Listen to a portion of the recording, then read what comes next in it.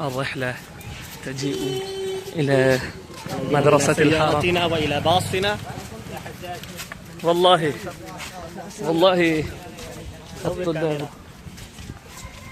أي حاجة انظر صور كاميرا إلى الإمام. ما شاء الله كلهم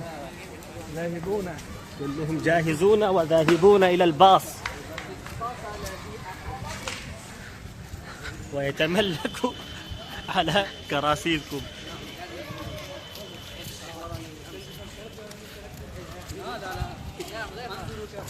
فيه شيخ عبد الله إذن الذي هو شيخ هرم جدا والله. أيها الأحمد ما شاء الله ما شاء الله، مبروك كلهم. إلى أن شددتم هذه الرحلة الثقافية الترفيهية عند في اللجنة الإعلامية قيدوا جميعا. أيها التوأمان،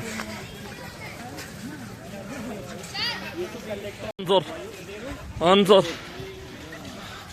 إلى ذلك الباص. وعليك السلام أيها. سنتعلم أشياء كثيرة، كما أننا نريد من خلال هذه الرحلة تكوين البيئة العربية. وسأشرح لكم في افتتاح البرنامج بعض الأشياء، ولكن الآن بداية نقول بارك الله فيكم، نخلص نياتنا ولا نجعل نياتنا فقط الترفيه والتسلية، بل نزل الجميع ولا باقي؟ عبد الله كمان باقي.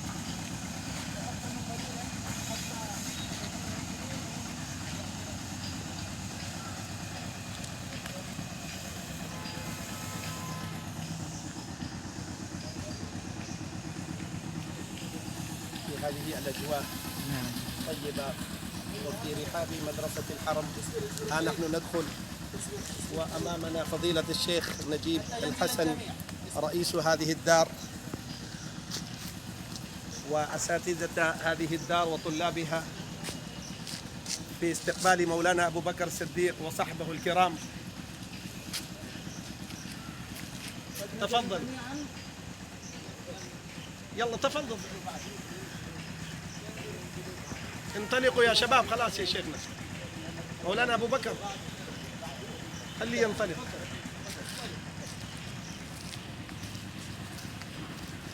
هذا الشيخ نجيب الحسن الندوي رئيس هذه الدار في استقبال الطلاب، جزاه الله خير. وهذا فرح لنا أن نلتقي بحبيبنا. حياكم الله وبياكم. حياكم الله. السلام عليكم ورحمة الله. أهلا وسهلا. شكرا جزيلا. السلام عليكم ورحمة الله. السلام عليكم ورحمة الله. يا حياكم الله. السلام عليكم ورحمة الله وبركاته. حياكم الله على هذا الوجود والكرم. أهلا وسهلا. ما شاء الله. تفضلوا يا شباب. يلا يا شباب ادخلوا.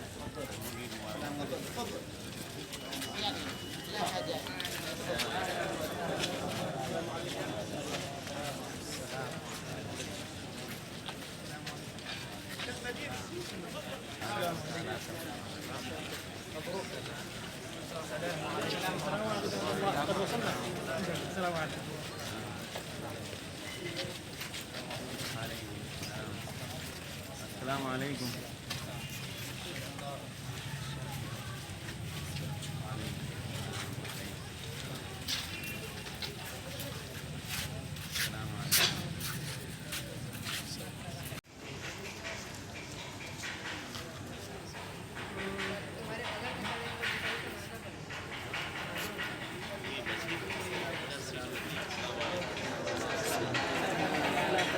ونحن الآن مع صاحب الفضيلة الدكتور نجيب الحسن رئيس هذه الدار وفضيلة الشيخ روح هذه الرحلة مولانا فرمان الندوي الدكتور فرمان الندوي دليل هذه الرحلة الشيخ أبو بكر الصديق رضي الله عنه.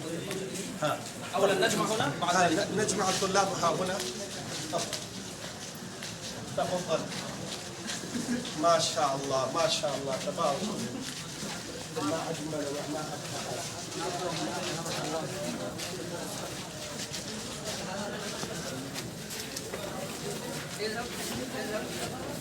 هذا قديم